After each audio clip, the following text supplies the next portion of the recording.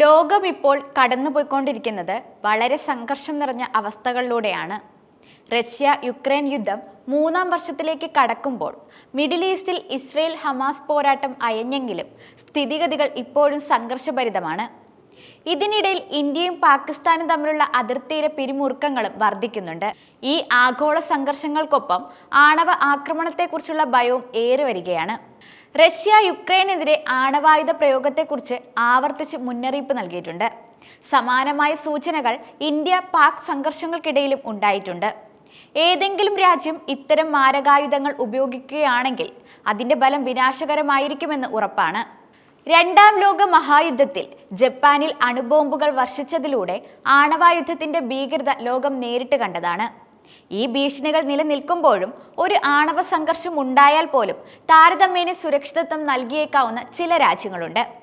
അവയുടെ തനതായ ഭൂമിശാസ്ത്രപരമായ പ്രത്യേകതകളും നിഷ്പക്ഷ നിലപാടുകളും കാരണം ഈ രാജ്യങ്ങൾ ഭാവിയിലെ ഭീഷണികളിൽ നിന്ന് സ്വയം സംരക്ഷിക്കാൻ നടപടികൾ സ്വീകരിച്ചിട്ടുണ്ട്. ഒരു ആണവായുദ്ധത്തിൽ സംരക്ഷിക്കപ്പെടാൻ ഏറ്റവും സാധ്യതയുള്ള 5 രാജ്യങ്ങളിൽ ആദ്യത്തേത് ഭൂട്ടാനാണ്. ആഗോള രാഷ്ട്രീയത്തിൽ നിന്ന് അകന്നു നിൽക്കുന്ന സമാധാനപരമായ ഒരു ചെറിയ രാഷ്ട്രമാണ് ഭൂട്ടാൻ. 1971-ൽ ഐക്യരാഷ്ട്രസഭയിൽ അംഗമായെങ്കിലും എപ്പോഴും നിഷ്പക്ഷമായ പാതയാണ് ഭൂട്ടാൻ എന്ന രാജ്യം പിന്തുടരുന്നത്. പർവ്വതങ്ങളാൽ ചുറ്റപ്പെട്ട ഭൂട്ടാന്റെ സ്ഥാനം എത്തിപ്പെടാൻ പ്രയാസകരവും ആണവ സംഘർഷത്തിൽ ലക്ഷ്യമിടപെടാനുള്ള സാധ്യത കുറവുമാണ്. ഇത്തരമൊരു ദുരന്ത സമയത്ത് ഏറ്റവും സുരക്ഷിതമായ സ്ഥലങ്ങളിൽ ഒന്നായി ഇതിനെ കണക്കാക്കുന്നതിനുള്ള ഒരു പ്രധാന കാരണം ഈ പ്രകൃതിദത്ത തടസ്സമാണ്. മറ്റൊരു രാജ്യം ഇന്തോനേഷ്യയാണ്. ഒരു സ്വതന്ത്ര വിദേശ നയം പിന്തുടരുകയും പ്രധാന അന്താരാഷ്ട്ര യുദ്ധങ്ങളിൽ പക്ഷം പിടിക്കുന്നത് ഒഴിവാക്കുകയും ചെയ്യുന്ന രാജ്യമാണ്. ആഗോള യുദ്ധമോ ആണവ ആക്രമണമോ ഉണ്ടായാൽ ഈ ചേരിചേരാ നിലപാട് അതിനൊരു സവിശേഷ നേട്ടം നൽകുന്നതാണ്. ദീർഘകാല നിഷ്പക്ഷതയ്ക്ക് പേര് കേട്ട സ്വിറ്റ്സർലാൻഡ് എന്ന രാജ്യം അടിയന്തര സാഹചര്യങ്ങളെ നേരിടാൻ നന്നായി തയ്യാറെടുത്തിട്ടുണ്ട്. പൗരന്മാരെ സംരക്ഷിക്കുന്നതിനായി വലിയ തോതിലുള്ള ആണവ ഷെൽട്ടറുകൾ നിർമ്മിച്ചിട്ടുണ്ട് എന്നത് ഇതിനുദാഹരണമാണ്. മറ്റൊന്ന് ന്യൂസിലാൻഡാണ്.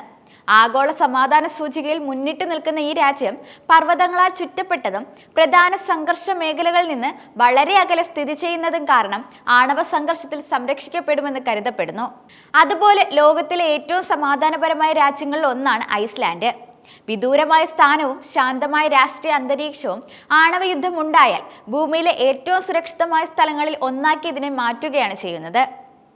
അതേസമയം ഇന്ത്യയുടെ ഓപ്പറേഷൻ സിന്ദൂറിന് ശേഷം ബ്രഹ്മോസ് സൂപ്പർസോണിക് ക്രൂയിസ് മിസൈലിന് താൽപര്യം പ്രകടിപ്പിച്ചുകൊണ്ട് കൂടുതൽ രാജ്യങ്ങൾ ഇന്ത്യയെ സമീപിച്ചുകൊണ്ടിരിക്കുകയാണ്. ബ്രഹ്മോസ് വാങ്ങുന്നതിന് സൗദി അറേബ്യയും സിംഗപ്പൂരും അടക്കം നിരവധി രാജ്യങ്ങൾ ഇന്ത്യയെ സമീപിച്ചതായാണ് റിപ്പോർട്ടുകൾ സൂചിപ്പിക്കുന്നത്. ബ്രഹ്മോസ് വാങ്ങുന്നതിനായി നിലവിൽ ഇന്ത്യയുമായി കരാറിൽ ഏർപ്പെട്ടിട്ടുള്ളത് ഫിലിപ്പീൻസ് ആണ്. ബ്രഹ്മോസിന് വേണ്ടി Indonesia, Vietnam, Malaysia, Thailand, Brazil, Singapore, Brunei, Chile, Argentina, Venezuela, Egypt, Saudi Arabia, UAE, Qatar, Oman, ദക്ഷിണാഫ്രിക്ക, ബൾഗേറിയ തുടങ്ങിയ രാജ്യങ്ങൾ ഇന്ത്യയെ സമീപിച്ചുവെന്നാണ് റിപ്പോർട്ട് സൂചിപ്പിക്കുന്നത്. 2022-ൽ $375 മില്യൺ കരാറാണ് ഇന്ത്യയുമായി ഫിലിപ്പീൻസ് ഒപ്പുവെച്ചത്. തുടർന്ന് 2024 ഏപ്രിലിന്റെ ആദ്യഘട്ടം മിസൈലുകൾ കൈമാറിയിരുന്നു. ഇന്ത്യൻ വ്യോമസേനയുടെ അമേരിക്കൻ നിർമ്മിത C-17 ഗ്ലോബ് മാസ്റ്റർ വിമാനത്തിലാണ് ഫിലിപ്പീൻസ് മറയൽ കോർപ്സിനെ കൈമാറാനുള്ള മിസൈലുകൾ അയച്ചത്. ഇന്ത്യയുടെ സമീപകാലത്തെ അതിർത്തി കടന്നുള്ള ആക്രമണങ്ങളിൽ ഓപ്പറേഷൻ സിന്ദൂറിന്റെ വിജയം വലിയ നേട്ടങ്ങളിലൊന്നാണ്. പാകിസ്ഥാനിലെ ഭീകരതാവളങ്ങൾ തകർത്ത് തരിപ്പണമാക്കിയതിൽ കൃത്യമായ ആസൂത്രണവും അളന്നുമുറിച്ചുള്ള ആക്രമണ ശൈലിക്കുമൊപ്പം തദ്ദേശീയ പ്രതിരോധ ആയുധങ്ങളും പ്രധാന പങ്ക് വഹിക്കുകയായിരുന്നു. ഇന്ത്യൻ നിർമ്മിത ആയുധങ്ങളുടെ കരുത്ത് ലോകരാജ്യങ്ങൾ തിരിച്ചറിയാൻ ഓപ്പറേഷൻ സിന്ദൂർ ഇടയാക്കിയെന്നാണ് വിലയിരുത്തൽ. ഇന്ത്യയുടെ കയ്യിലുള്ള ആയുധങ്ങളിൽ സുപ്രധാനമാണ് ബ്രഹ്മോസ് സൂപ്പർസോണിക് ക്രൂയിസ് മിസൈൽ. ഇന്ത്യയുടെ ഡിഫൻസ് റിസർച്ച് ആൻഡ് ഡെവലപ്മെന്റ് ഓർഗനൈസേഷന്റെയും റഷ്യൻ ഫെഡറേഷന്റെ NBO മഷിനോസ്ട്രോയിയുടെയും സംയുക്ത സംരംഭമായ ബ്രഹ്മോസ് സൂപ്പർസോണിക് ക്രൂയിസ് മിസൈൽ ലോകത്തിലെ തന്നെ ഏറ്റവും വിജയകരമായ മിസൈൽ സംവിധാനങ്ങളിൽ ഒന്നായി വിലയിരുത്തപ്പെടുന്നതാണ്.